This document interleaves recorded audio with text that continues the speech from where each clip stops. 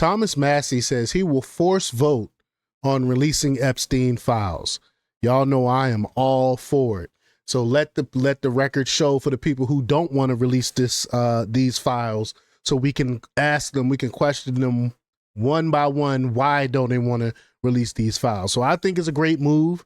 I can't wait to see what happens with this, but we're going to talk about it. We're going to hear what Thomas Massie has to say about this. But before we get started, go ahead and hit that like button, share this out so we can get this information out there. Subscribe if you're not already a subscriber, and hit that alarm bell so you know when I'm putting out new stuff. Also, check out my link tree in the description. It has a link to my Patreon. That's where I talk about things that I can't talk about here. There's also a link to my Instagram and my X account, so follow me there as well. All right, so let's get into this news. Now, this comes from the Daily Caller, and they report that Republican Kentucky Rep. Thomas Massie introduced a discharge petition Tuesday to force a vote in the House on the full release of the Epstein files. Massie joined Democrat California Rep. Ro Khanna in submitting a resolution known as the Epstein Files Transparency Act. To bring the resolution to a vote, Massie's discharge petition needs a simple majority, 218 members, to move forward. He said, quote, "We all deserve to know what's in the Epstein files. Let me get rid of this here. Who's implicated and how deep this corruption goes. Americans were promised justice and transparency. We're introducing a discharge petition to force a vote in the U.S. House of Representatives on releasing the complete files," Massie wrote on X. The bipartisan resolution calls for all documents related to Epstein to be released no later than 20 days after the date of enactment of the Epstein Files Transparency Act. Attorney General Pam Bondi would also be directed to publish a, quote, "searchable and downloadable format of all unclassified records, documents, communications, and investigative materials held by the DOJ, FBI, and U.S. Attorney's Office." The resolution says no record shall be withheld, delayed, or redacted on the basis of any of the following: embarrassment, reputational harm, or political sensitivity, including any government official, public figure, or foreign dignitary. They should say or foreign intel group. That's what they should say as well. I didn't need to add foreign intelligence on there. Since February, Bondi has been vocal about the administration pushing for transparency on the cases such as Epstein's, and also assassination of former President John F. Kennedy. Appearing on Fox News, Jesse Waters' primetime on February 26, we all saw that clip.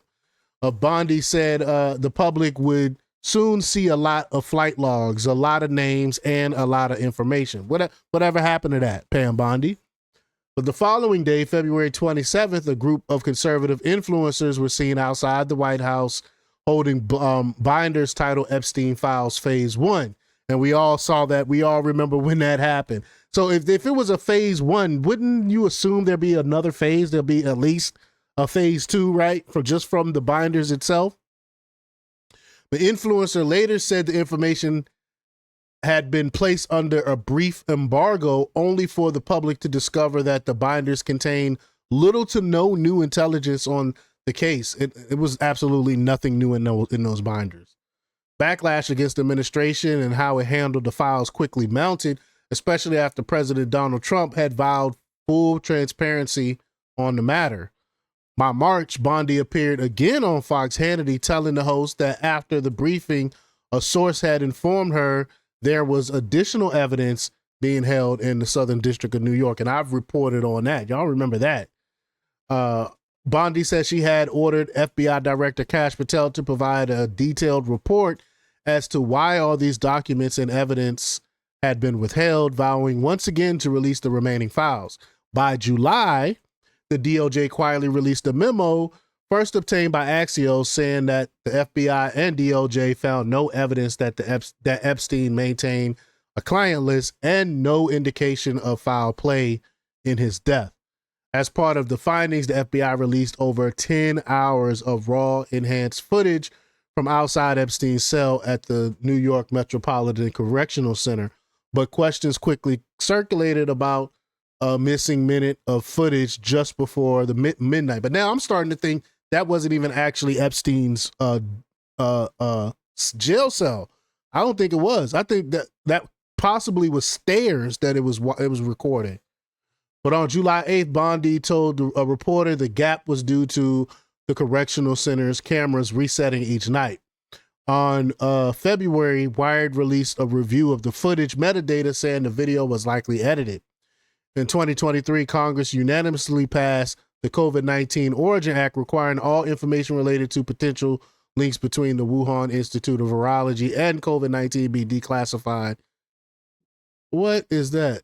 That has absolutely nothing to do with this story here. I don't know why they had this in the story. I don't know. But anyway, y'all get the point here. Hopefully, it will pass and they will have to release, they'll be forced to release everything pertaining to Epstein, no matter whose name's on the list. If you did nothing wrong, you got nothing to worry about. You can justify why your name was on that list. So let's release it. Let's go.